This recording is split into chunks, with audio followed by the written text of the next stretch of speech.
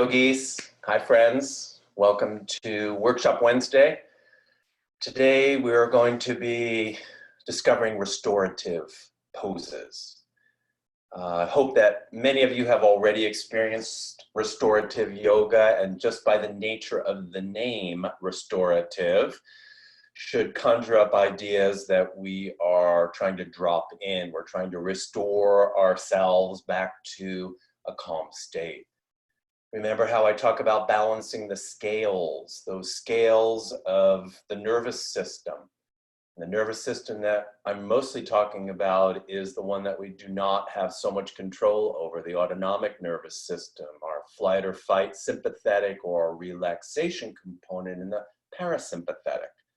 We can override it with poses, with breath, with mindfulness. So that's the objective today, is to be able to tap into that parasympathetic system and allow the scales to be a lot more balanced.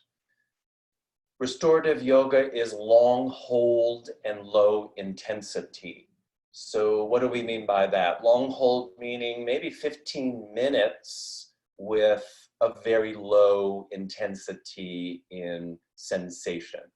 So one of the things that I hear sometimes in teaching restorative yoga, we get people set up and somebody says, I don't feel anything. My response is usually, well, good. You're not really supposed to feel all that much. It's not like you're being put into a position and immediately there's a stretch.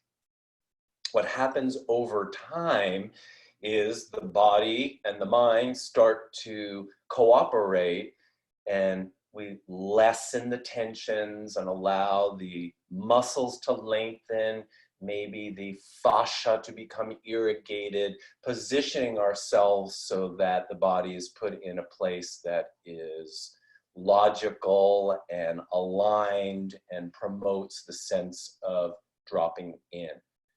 So if you set yourself up and immediately like, ooh, I got a real big stretch going here, too much. We need to back off. It's over time that we allow the body to slowly release and restore itself. We want to support our bodies to allow that release, and the support comes through the use of our props.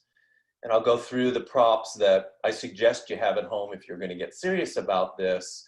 You can always customize and use things that are around the house if you don't have technically the yoga props. So remember, we're trying to support the system, the physical system, as well as the mind, to allow the release to happen. Customize each one of the poses for your particular body.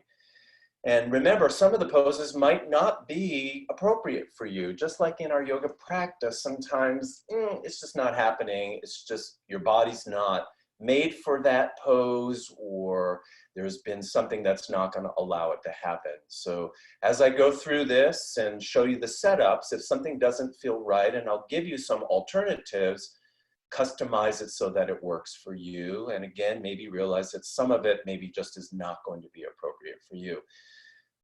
You, like me, have found the poses that feel best for me, and those are the ones that I go to. We can always challenge ourselves somewhat, but really in restorative yoga, we're looking to look forward to sliding into this practice. So filling it with things that make you feel good and wanting to move into those positions. A few things to keep in mind in restorative yoga too is your body type. Hypermobility, hyper meaning too much mobility. Some of us are born with hypermobile joints, and many of you are probably shaking your head right now saying, oh, that's me. So I'm not a hypermobile person. If I take my elbow out like this, you can see it stops at this 0 degrees. Maybe some of you take your arms out and try to extend out your elbow, and you'll see, oh my goodness, I go way past that. Well, that's something you need to be careful about in practice in restorative yoga, that you're not setting your joints into a place that's overdoing it or hypermobile.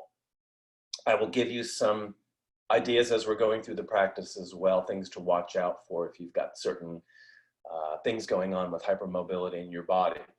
So the joints that are Ordinarily, more hypermobile will be your elbows and your knees, and sometimes also sacroiliac joints. A lot of women have hypermobility in their sacroiliac, so we need to be careful with that as well.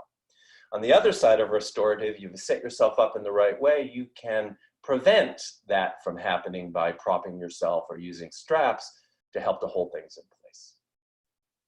Careful of injury. If you've got an active injury going on, it might be something that you're going to have to be careful about while setting up. If you got a bum knee on one side, then maybe you won't be able to flex your knee the whole way or whatever it is. So honor your body, and restorative yoga is not a way to push through pain and hopefully on the other side will be relief. That's not the objective. Customizing and preventing the joint from being put into a position, or any body part being put into a position that's going to tax it some. If you have a known diagnosis, you also want to be careful with that. Lots of different things, like a sacroiliac joint that's out of place, or a herniated disc in your low back. If you've got arthritic changes in your hips, if you've got an impingement in your shoulder, all kinds of different things. So be careful as we're going through this. We want sensation on a low intensity. We never want pain. And if I tell you to set yourself up for 15 minutes and you're uncomfortable after 5, then pull out of it after 5 and see if maybe next time you can work up into a longer period of time. Always keeping the brain active in this whole process, so that if your brain is saying, I don't like this, this is too uncomfortable, pull out of position and either readjust or move on to the next one. How much restorative yoga do you do? As much as you want to. You really can't do too much, and now that we're home so much, this is a great opportunity maybe to establish a good restorative practice. End of the day, maybe to set yourself up in a place where your legs are up the wall and helping a lot of the venous drainage, maybe in a position of decompression for your low back if you've got an active disc problem. Maybe in the morning, if you're feeling a little stiff, to put yourself in a place that's going to encourage the opening to the spots that need to be attended to. So again, you can't do too much of it. Maybe set a goal to set yourself up in one restorative pose a day and see how that goes. Where do you do your restorative yoga? Ideal world, in a quiet space in your house where there's not a lot of distractions with animals running through or kids or phones ringing and things like that. So maybe think about leaving your phone outside the room or putting it on silent just so that you can hear your music. You get the idea. We want a quiet room. Certainly have it warm so that your body can kind of melt into place. Music that you like, something that's calming, something that you love listening to. Maybe you just want silence. Maybe some incense. I almost always have incense burning when I've got my practice going. The smell reminds me of the practice, and it's one of those triggers, the olfactory trigger, that I smell the incense and immediately I know I'm going into practice. So it might be something that you like the smell of. Get it set up in a candle or incense or whatever your choice is, a diffuser. Most importantly, be sure that you're comfortable in your space. You can do this on your own, or you can do it with a friend. Sometimes it's kind of fun to have somebody set you up in the poses. That way you can get a little bit more refined, but we don't always have that luxury. So many times you just set yourself up. Breath awareness and sensations, two of the biggest pieces or components of the practice, of this restorative practice. We find our breath awareness, we tap into our sensations, and then the two of those meld together, marrying the breath with the movement or marrying the breath with the relaxation component. We all know that yoga is based on breath. So as long as we keep our breath going through us, through the practice, and facilitating using that breath to help to deepen the poses, you'll see that you'll have the keys to the kingdom. I recommend if you're going to be doing a regular practice that you have an eye bag, that you have 2 to 4 blocks, that you have at least 2 long straps, that you have a bolster, 2 to 4 blankets, and 2 to 4 sandbags. That's an ideal world. Many of you know I'm here in Michigan. This isn't my home, and I don't have a lot of my yoga props here, so I'm going to improvise today using pillows instead of sandbags, just so you can see the idea of where we're putting them, but the sandbags are definitely helpful in weighting us to the earth and giving us a sense of this grounding and anchoring. You guys can see my dog back here. Come here. We call him the sandbag because when he comes over, he just lays right down on you. Unfortunately, I haven't figured out how to put him in position and keep him there, but you get the idea. You want a little bit of weight on you in order to help to ground you. Okay, I am going to take my partner David, who has agreed to be part of this through a few of the poses. I think we'll set up in Supta Baddha Konasana. I'll take you through the whole thing there in how I would inspire him to release into the poses. And then the rest of them, we'll probably set them up fairly quickly just so you can see what the setup is. And then you're welcome to spend as long a period of time as you'd like in those poses. Okay, so let's get started. We'll do Supta Baddha Konasana first. It's a wonderful pose for opening the low back, for decompressing the low back. Anybody that's got disc compression, which is pretty much everyone, or anybody that's got an active disc, usually a back extension position is going to be helpful. So I'll show you 2 positions, or yeah, 2 positions with the bolster to set up, and you guys can figure out what might be the best for you. Come on over for a moment, have a seat. This is David, my partner. We are here together, so we don't need to social distance, but I'm going to encourage you all, while this is still going on, be sure that you're not putting yourself in harm's way. Only work with people that you are living with, and then eventually maybe you can turn some of your friends onto some of this too. It's a wonderful way to bring yourself together and show some folks what the magic of yoga can be. So let's have you start, David, over here on the mat. And I'll ask you just to have a seat here and face the windows. I'm going to take a strap here. I'm going to unroll the strap. It's a nice long one. I'm going to put it down on the mat. Maybe just slide this way down on the mat. Yep. I'm going to put it down on the mat so that when David lays back, it's going to end up catching him at the top of the sacrum and the very bottom of the lumbar spine, right at the junction of lumbosacral spine. The idea is that we'll distract the spine to create that space that we're looking for in that low back. So you can let yourself back any way you want, either on your side or back with your elbows to let yourself back down onto the ground. So however you'd like to, go ahead and put your body down. And you can see the strap has caught him here, kind of right at the bottom of the lumbar spine and the sacrum. I'm going to set David up here with a pillow underneath his knees rather than underneath the back, and I'll show you the other alternative when we're finished. So I'm going to take this bolster and we'll slide it underneath his knees, and he'll put the bottoms of his feet together in Baddha Konasana.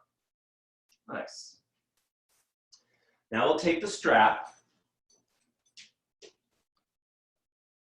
and I'm going to take it through the tops of his hip creases. So right through the top of the hip creases here, and around the bottom of his feet. And then we'll put the belt together. There's the sandbag. And I'll tighten it up. Okay, so a few things here. Number one, we don't want the belt, the buckle, on his flesh. because that doesn't feel so good. And if you're doing this on your own, you want to set it up so the tail end is something that you can grab onto. So how tight does it need to be? Not that tight to start with. So it's through the hip creases. His feet are on the ground and they're drawn up towards the bolster. They're not on the top of the bolster. And I'm going to go ahead and tighten this up a bit. And I can see that his pelvis is moving towards me while the torso stays towards the top of the mat. So again, if you're doing this on your own, he's now set up where he could grab this strap in his hand and tighten it up over time if he needed to. And another really good piece of this is if you take your feet after you've been here for 2-3 minutes and push with your feet towards the bottom of the mat, I don't know if you can see it, the whole pelvis gets distracted down. And not distracted like look over there, but a distraction, a pulling apart. So if you've got a low back disc that's a little angry, this is usually a really nice position to help to release some of that pressure. I can already hear him starting to find his breath. Okay, I don't have sandbags here, so I'm just going to use these pillows like they are sandbags. And where do they go? The tops of the hips.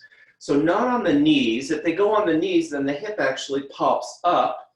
Take the sandbag and wedge it up into the top at the groin, and that will help to release the thighs down. And the same thing on the other side. There's also an art to sandbags. You never just throw them on somebody. Lowering them down, slowly putting them into place, being sure that your yogi is comfy.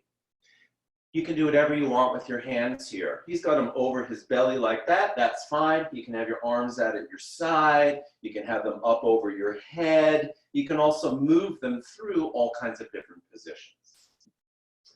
I don't have an eye bag here either, so we'll just use a towel. You want to block out the light, cut down distractions. And also, you guys should know that putting eye bags on stimulates the acupressure points in the eyebrows that lay underneath the eyebrows. So it's multifaceted. I'm going to take this towel, I'm going to put it over his eyes. And actually, if the towel is long enough, you can tuck it under your head, and sometimes that's comfortable. And then we always want to take a blanket and put a blanket over. I always think about tucking my kid into bed, and I love doing this with people. Again, gracefully taking the blanket and slowly putting it over them. Taking the blanket and tucking in their feet so they feel like they're somewhat swaddled into place. You might want to come up and put your hands underneath their neck and just lengthen out the neck. Create some space. How are you feeling? Right. Do you have any discomfort anywhere? Do you feel like there's too much pressure? Do you feel like you could let yourself go and relax into this? Easily. So he seems comfy, he looks comfy, he says he's comfy, so this would be the part where you'll step away and maybe put on some music. I'm not going to do that right now, but we'll put on some music. We still have the smell of the incense in the air in here. He's blanketed and warm. I might give him a few suggestions here about drifting off to a place he loves to go. David and I have traveled all over the world. Maybe go back to a beach in Greece. Back to that warm water where we float, feel the sun on your skin,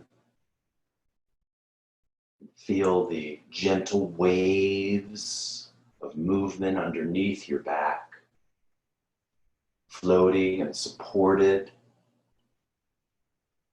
calm, quiet.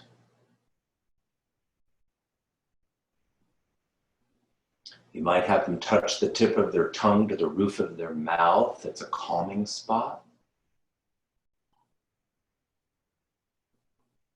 And have them relax the tongue to the bottom of the mouth. The lips will part slightly. The soft mouth. No tongue, no teeth, no gripping, no grinding.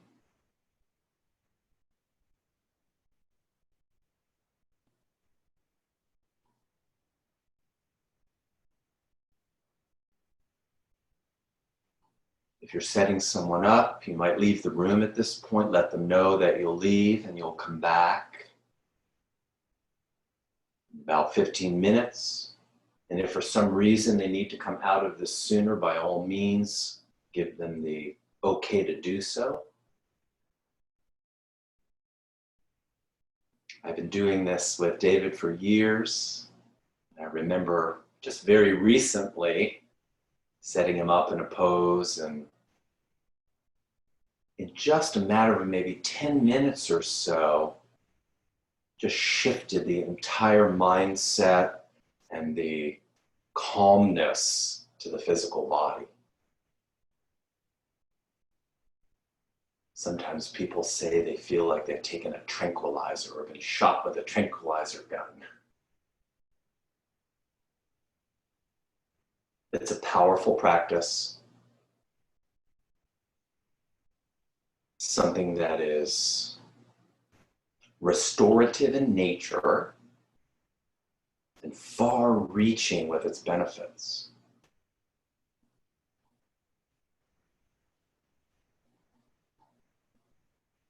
So in the interest of time, I'm going to slowly start to take him out of this, and you heard me say the word slowly.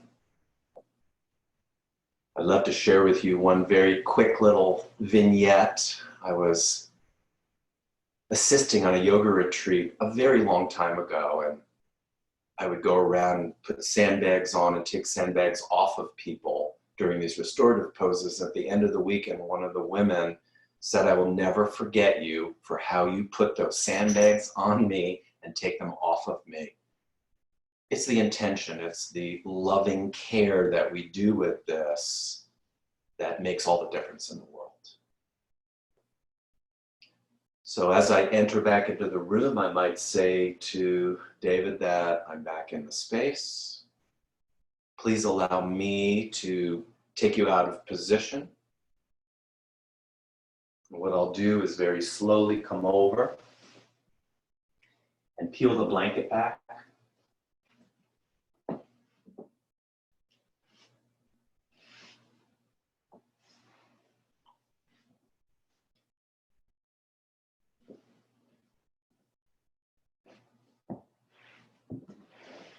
We'll take the imaginary sandbags off of him nice and slowly.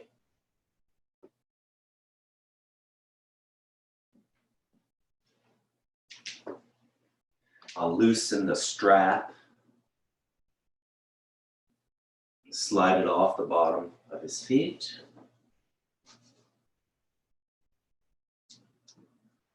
I'll move his legs back together for him. I'll slide the bolster out. I'll take the eye bag or the towel off, and I'll ask him to roll onto his side, onto his right side towards me, away from his heart, and let his head slip onto the top of the bolster. And he'll hang out here for a few breaths. Very calm face on this side of the pose. And then when he's ready, he'll inhale, and on his exhale, he'll come sit up again to start position.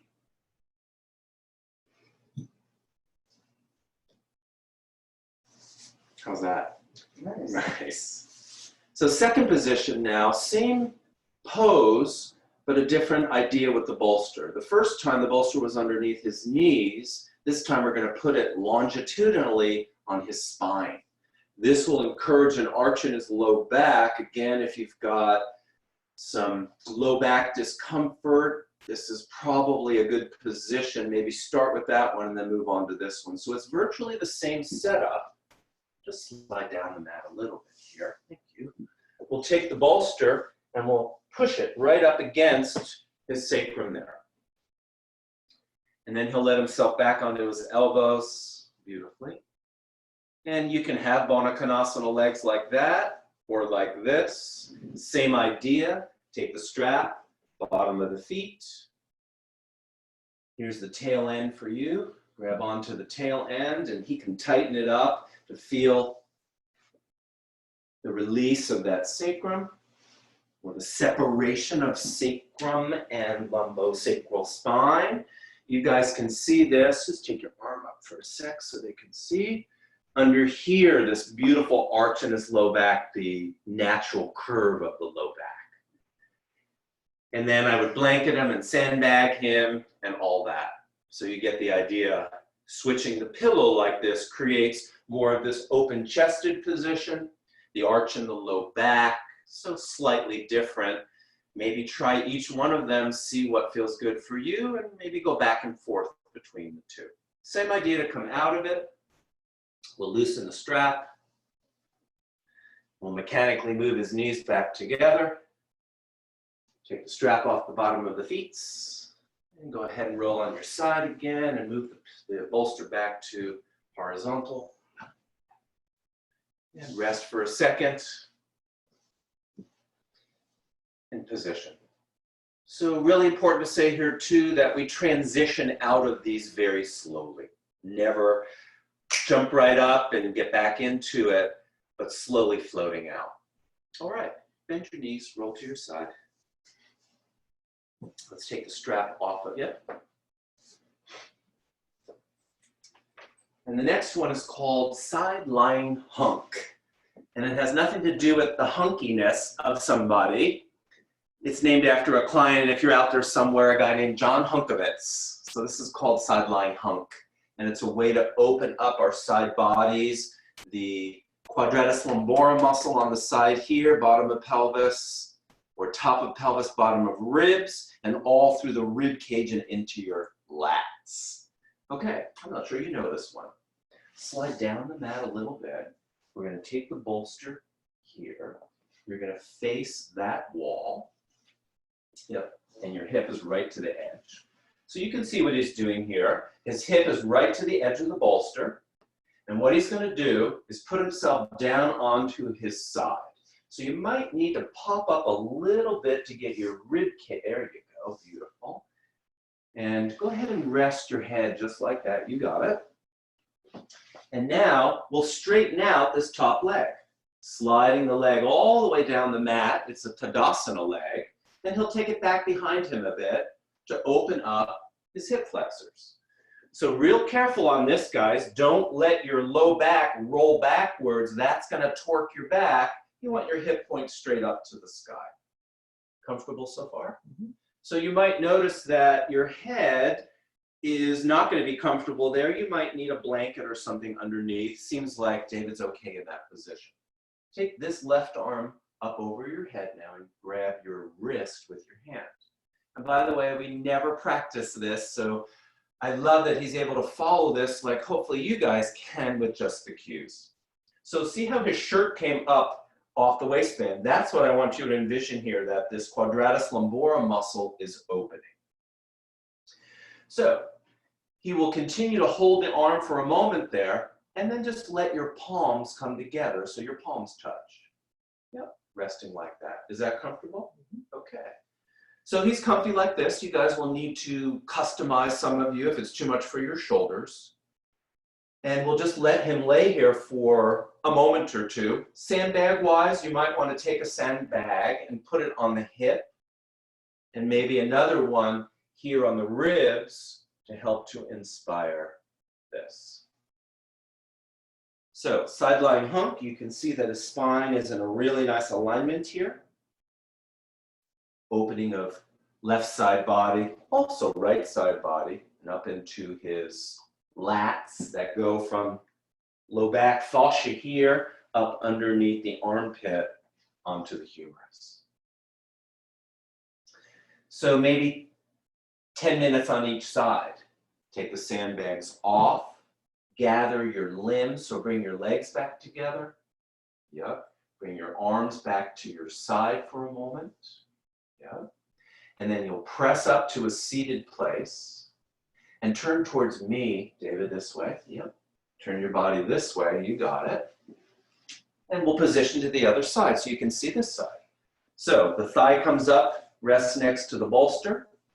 He'll bump himself up a little bit to get the waistline perfect. Head rests, arms come overhead, leg straightens. He can use the fine tuning here of the underneath arm to stretch out the top.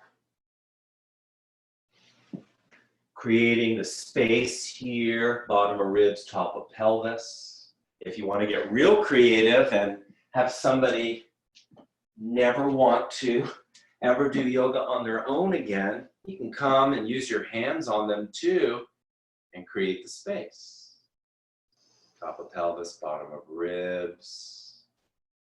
Marry the breath with the movement. He's just done it automatically. I can feel on his exhalation letting things go. You might come to the wrist and give a pull. You might come down to the leg and give a little bit of a pull. Obviously, if you're on your own, none of this will happen. Take the sandbag again, put it on the top of the hip, the other one on the rib cage, and allow him to hang out here for another 10 minutes on this side. Inspire again, the idea of going off to a place you love to go to, put on the soft music, get the smells right. It really does shift the whole mindset. All right, we'll come out of this one slowly. I'll take the sandbags off first. He'll gather his limbs, beautiful, and he'll come sit up. Okay. Next one is called Christina's World. Christina's World is a painting done by a guy named Wyeth, Andrew Wyeth, and it's a print of a young lady who has some sort of paraplegia sitting on a lawn looking up to the house. Maybe some of you know this already. So that's why I call it Christina's World, and Christina's World is a wonderful way to get the rotation in the thoracic spine. Why do we want rotation in the thoracic spine? Because architecturally, that's where it's supposed to happen. Bottom of the ribs is where your thoracic spine starts and comes up. So if your thoracic spine is a bit restricted in twist, when you try to twist, you're going to end up loading your low back.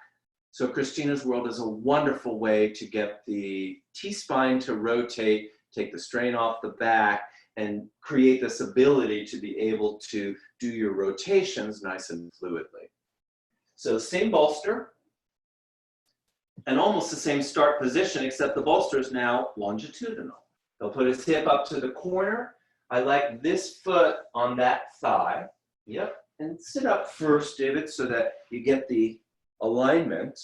Your hands behind you and a really big open heart. So the idea here is we're not just dropping into position, but he's going to lower himself down in the most advantageous way. See if I can guide you guys and David through this. Okay, take your right hand onto the side of the bolster here. Press your hands into the ground and lengthen your spine. Beautiful. Keep your chin slightly tucked. So the objective here is when you come down to the bolster, you're not rounding, but your heart, yes, brother, is extended out onto the bolster as far as you can. So draw that body out. Turn your gaze back to the camera. Yep. And let your arms come down to goalpost position. Beautiful. Okay. So what if you're a little stiffer on this? This bolster is going to be way too low. Maybe take a blanket and put the blanket on top of the bolster, or two bolsters. We've done this for years. David's also a yogi. He knows a lot of this. His body can tolerate this. But if this seems like it's too much, then don't do it. Use bolsters to bring the floor up to you. The idea here with the sandbags is I'm going to take my hands first. Again, if you're practicing with somebody, my right hand, you'll see it when he turns to the other side, is on the sacrum, and I push my hand onto his sacrum and then down towards the feet. And the other hand comes here on thoracic spine to help with rotation. You can see his arm moves out. Maybe take your hand behind their occiput and lengthen out the skull, spine towards the skull. Your sandbags, one will be here and the other one here. We put a blanket over him again and let him rest like this for about 10 minutes. You can, and you don't have to do it, turn your head in the opposite direction. It's a lot of twist. Some of you, no way. And again, a little vignette. I thought I'd try this maybe the second time I ever did the pose, and I had the worst stiff neck for a few days after. So maybe turn it for a little bit and then turn it back again if it just doesn't feel like it's right. Okay. Bring your head back. He's at the end of his 10 minutes. We'll take the sandbags off. And again, you don't have to use the sandbags, but if you got them. And the idea is we want to make this as efficient as possible in changing positions. Inhale. On your exhale, move your hands closer to the bolster and push yourself up. And he's going to pinwheel around to the right, his legs and his torso to switch sides. Beautiful. Hip up to the bolster, foot on thigh. Hands behind your first, big open heart. Inhale. On your exhale, twist around, hands to the earth. Press into the earth, lengthen your spine. Beautiful. Lay your chest down onto the pad, arms in goalpost position, head turned in my direction. Nice. So on this side, you can see I take my hand onto his sacrum. Well, I ordinarily would do this, but I'll just show you for a moment and then block the camera. And then the hand goes like this. And you can see his body just wants to roll.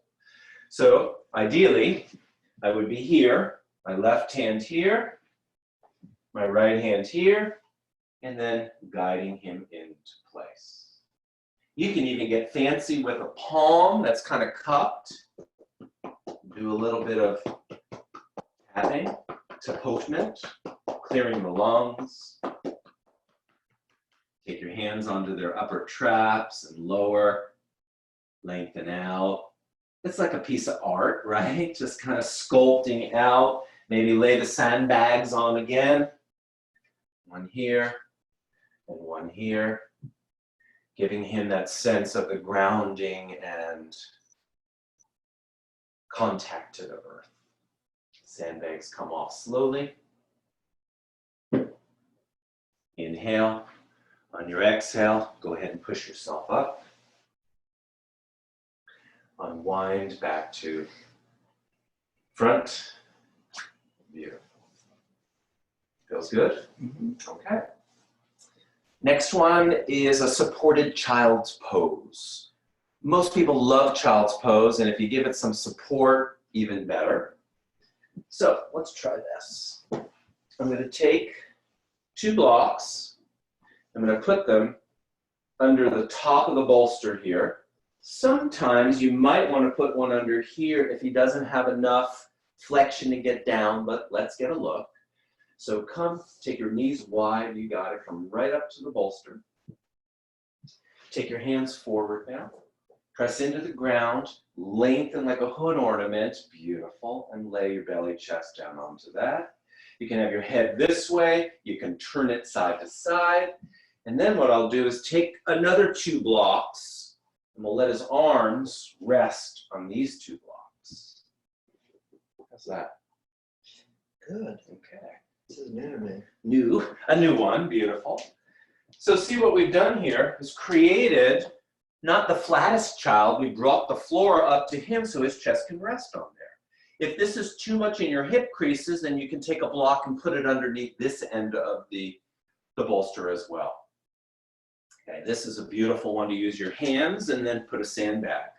Taking my hands in the tops of his hip creases here, and I'm going to push straight back towards his feet And then I'm going to take my hands, I'm going to roll those thighs internally. Internal rotation of the thighs always promotes a forward bend. I can feel how he's just gotten in touch with his breath. You might even take your body and lengthen out the spine. And then 2 strategically placed sandbags, one on the sacrum and one on the thoracic spine. And he's good.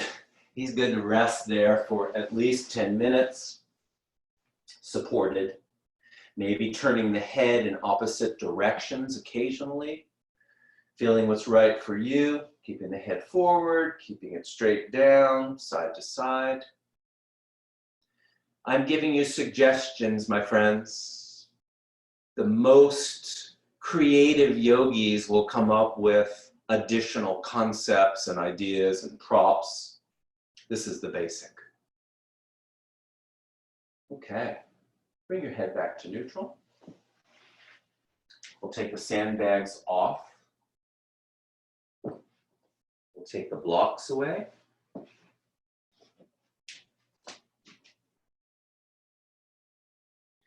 I'll ask him to inhale, and on the exhale, he'll press up, come back to a seated place.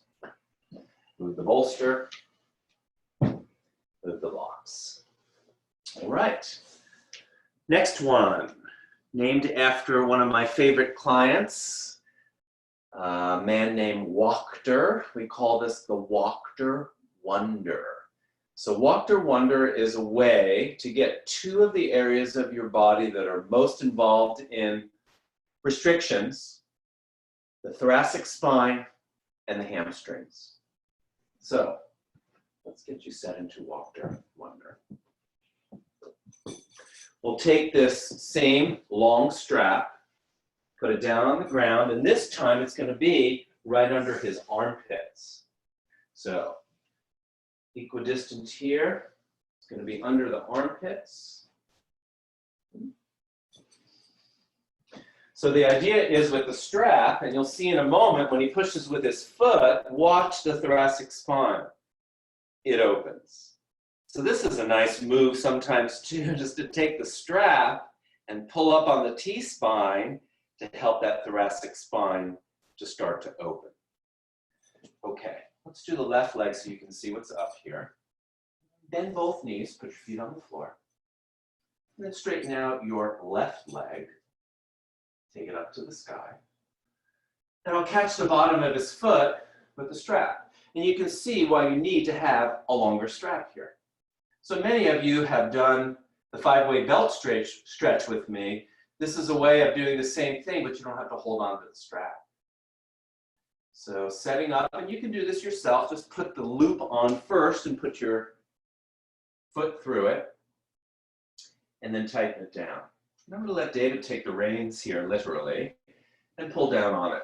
So what do we want to do? Try to prevent the strap from sliding down the back if possible. There you go. And he's going to push up with his foot, and the strap is going to pull down onto his foot. And in an ideal world, his left leg will stay somewhat straight. So he's got some restriction in his hamstrings like most people do. This is allowable. It doesn't have to be bolt straight. Do you feel a little stretch in your hamstring?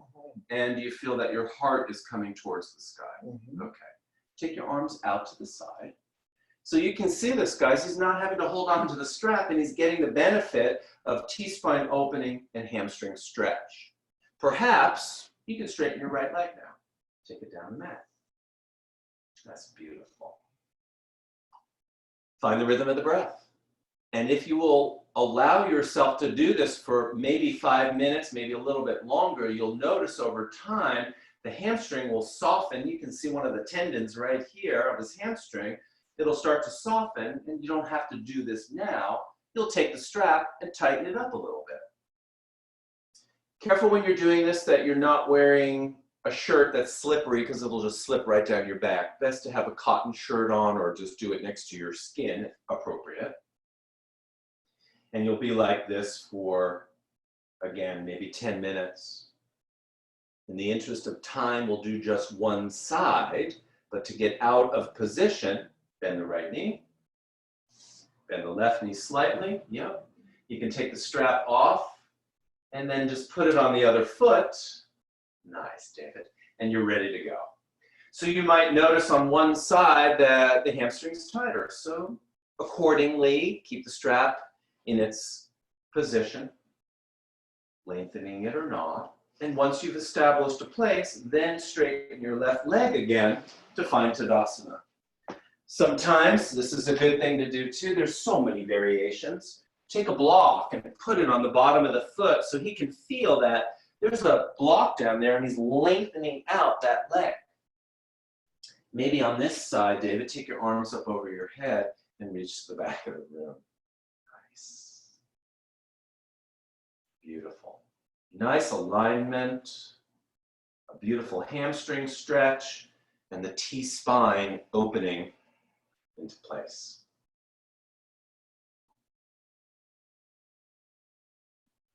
All right.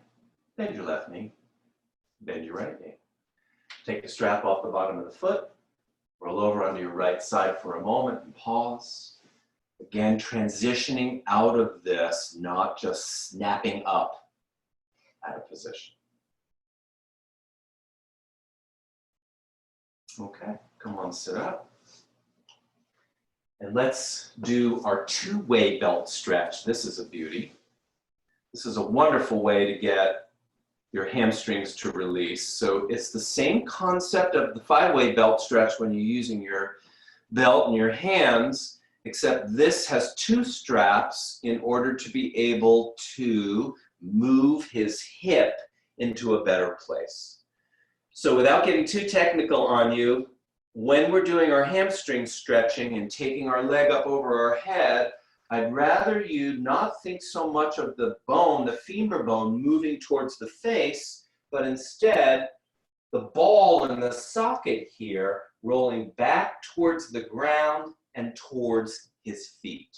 So I'm going to take this strap, I'm going to put it on the top of his left hip crease here, and then around the bottom of his opposite leg. So straighten your right leg. Yep. Put it on the ground. There you go. I'm going to take the strap here, and again, he's going to have the tail end of it to his hand. Very important that this strap stay as high up into the hip crease as possible. Right foot like an accelerator. So he'll pull the strap with his hand and then he'll push with his right foot. And see what's happening here, guys, is that bone is being pulled down and back towards the mat. So we're setting up the joint in the right position so that when he comes up into a straight leg raise now, he'll get a beautiful stretch. So where is our other strap? Here it is. Take the strap now on the bottom of the left foot. You can bring your knee to your chest to start with. Oop, not that one, this one. There you go. Bring your knee to your chest. And then take the strap around the bottom of the foot and do your straight leg raise. There it goes. So see what happens here. You can really see the tightness of the hamstrings because the hip joint is in the right position. So he knows not to overdo this, not to just pull on the strap and create a shaky leg. In fact, I'd ask him to maybe lessen the hip a little bit to straighten out the knee a little bit. There you go. Arthrokinematics, what we're doing with the joints, and then followed by the stretch. You can do it in straight leg raise like this, or put the straps both in your left hand, and then keeping the hip in position, let this leg out to the side to open up the medial hamstrings. So this is kind of an active restorative. Leg back to center, and you can even take it to the other side, about 45 degrees. So the idea on this one is this strap facilitating position of hip, this strap helping to create the length to the tissues. Come back to straight leg raise. Breathe into that, maybe 2 or 3 rounds. Marry the breath with the movement. With every exhalation, be sure that you are concentrating on trying to lengthen out the tissue. We'll let him do that for a breath or two. See if we can see any sort of change. Remember, it's incremental. So over time, starting to feel the release happening.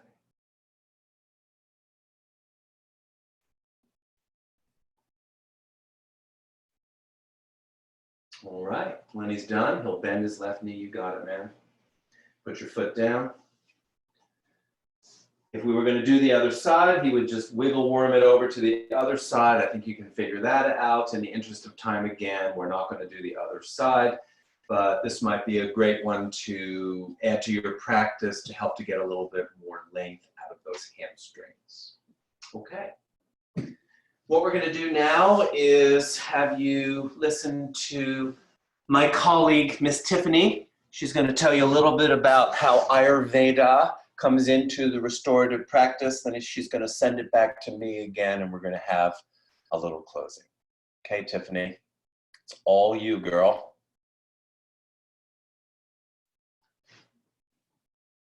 Thank you. Let's see here. Hi, everyone. Thanks, Harvey. I'm super relaxed right now, which is great because it helps to take some pressure off my nerves. And so I'm really looking forward to speaking about this because well,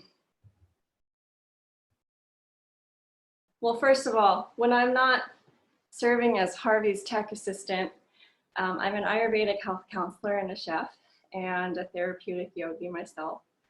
So for me, this is such an important practice, or this trifecta of practices was really my healing core.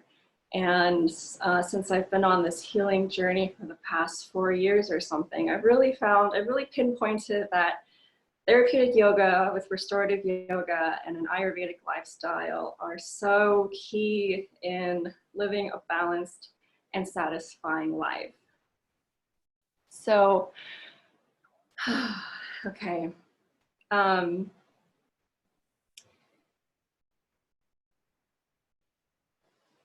Ayurveda, so here, I'm just gonna give you this Ayurvedic / holistic approach to customizing restorative yoga so that it serves your body's unique needs for a truly therapeutic and healing practice. In Ayurveda, we work with the 5 elements in our bodies because we're all made up of the 5 elements. And we pair off those elements into what we call the doshas. And all of us have all 3 doshas, but with varying degrees. So that's what gives our bodies the uniqueness that it has. So that's also why it's important to customize your restorative practice to serve you, because what works for me doesn't necessarily work as therapeutic and restorative for someone like Harvey or someone like David, because we all have different levels of the doshas. And so in restorative yoga, we're really passively receiving instead of actively seeking. And I wanted to start with a personal anecdote. When I was in my mid-20s, I was doing a ton of yoga and I had absolutely zero interest in restorative yoga. I thought it was boring. I thought that it wasn't active enough. And by the way, I had never even done restorative yoga before. I just heard the word restorative and I was like, nope, if I'm not sweating, if I'm not working, if my body's not hurting the next day, then it's not worth it. But now that I know Ayurveda, I realized that who I was exactly the kind of person that needed restorative yoga. Because lo and behold, a couple years later, my body was falling apart and now it's all I do and I love it. So we're really tapping into the limitless support of the earth and the earth element. And instead of actively going and seeking and achieving, we're getting grounded, we're settling in, we're letting go. And So in our modern day, we have a typical imbalance of too much air, ether, and fire. I think a lot of us can agree that achievement is really important, and there's nothing wrong with that, but it's also an opportunity for us to get more balanced by way of getting more in tune with the earth element through restorative yoga. So I like to think of restorative yoga as an art of internal touch by way of external posturing. So I'm just going to talk about the doshas real quick and how to customize your restorative practice so that you can receive this art of internal touch and healing. So the three doshas are Vata, Pitta, and Kapha. And so hopefully, if you don't really know anything about Ayurveda, that's fine. Just get a pen and paper and take notes of some keywords and look it up later, or feel free to reach out to me. I'm happy to help provide some more resources. The Vata dosha is made up of the elements air and ether. So it's really expansive, and on its best days, it's creative and exuberant and inspiring. And on its worst days, it is nervous, anxious, fearful, scattered, ungrounded, very ungrounded. There's nothing containing Vata dosha. So obviously then, restorative yoga is the best type of yoga for Vata dosha. And that's who I was, who I still am, but how I've learned to balance it. So in a therapeutic restorative practice for Vata dosha, when you're feeling super anxious, nervous, and fearful, and let's be honest, who isn't right now, the type of customization you want to do is less expansion and less opening and more of the supported child's pose that we did. We want to tap into the earth element by putting as much contact of our legs with the ground as possible. So we want to do supported forward folds and stuff like that. So forward folds are super calming for our bodies and are really good for Vata dosha. And when you're in Vata mode, you tend to run cold. So this is when you want to be particularly mindful of the warmth of your body and of the room.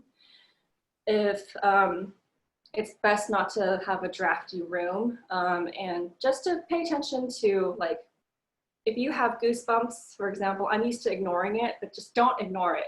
Put on a sweater, turn on the furnace, and also embody like this quality of softness and smoothness, because Vata dosha tends to be very kind of rough. Okay, so the next dosha is Pitta dosha, and that one is comprised of the elements fire and water. So Pitta people tend to be very hot-headed, or Pitta people are punctual, picky, perfectionists, and so restorative yoga is perfect for them too, because it's a practice for them to really surrender and for them to cool off and to soften and to let go of some of the control that they feel like they have to have in life. A classic sort of imbalanced Pitta is the kind of person who's hitting the Bikram yoga every day of the week, because Bikram is like the embodiment of Pitta. It's hot as hell in there, and you're also sweaty as hell. So fire and water, I mean, so obvious. The best thing for Pittas to do for customizing restorative yoga is to do like supported leg elevation. So like legs up the wall with sandbags on the bottoms of the feet for the grounding element. Because that's, some teachers describe that pose as like envisioning a waterfall down your legs and up into the upper cavities of the body. And that's what you want to visualize if you're feeling particularly Pitta. And lastly, so the Kapha dosha is made up of the elements earth and water. So inherently, Kapha dosha already has a lot of this earth grounding. So I'm not saying that they don't need restorative yoga, because I think everybody needs restorative yoga. But for them, great customizations would be like when Harvey did supported Supta Baddha Konasana with the bolster perpendicular or just under the spine. And Kapha dosha tends to accumulate in the chest. So if you're feeling congested or stuck, particularly in this upper respiratory area, like right now, allergy season is kapha season. Practices that open up the chest and the throat are really great for those times. And if you are feeling like stuck and melancholic and particularly strongly attached to things and having a hard time letting go emotionally, especially of things, that's how you know that you're in kapha mode. And that's when it's time to sort of shake things up, warm things up, invigorate, expand, open, kind of opposite of what you want to do with vata. But the one similarity is you do want to stay warm, because kapha dosha can get cold and sluggish, and that's how the stuckness gets started. What's also great for kapha moments is supported inversions. So I'm not really sure how that would look and restoratively. I kind of just made that up, but inversions are really good for kapha dosha, for reversing the flow, reversing the stuckness that tends to accumulate like down there. So you want to come up instead of go down. Vata dosha, you want to go down versus come up. So hopefully that just gives you an image of how different constitutions need different therapeutic qualities for restorative yoga. And if you have any questions about how to customize your therapeutic Ayurvedic restorative practice, feel free to reach out with any questions. Thank you so much. Namaste.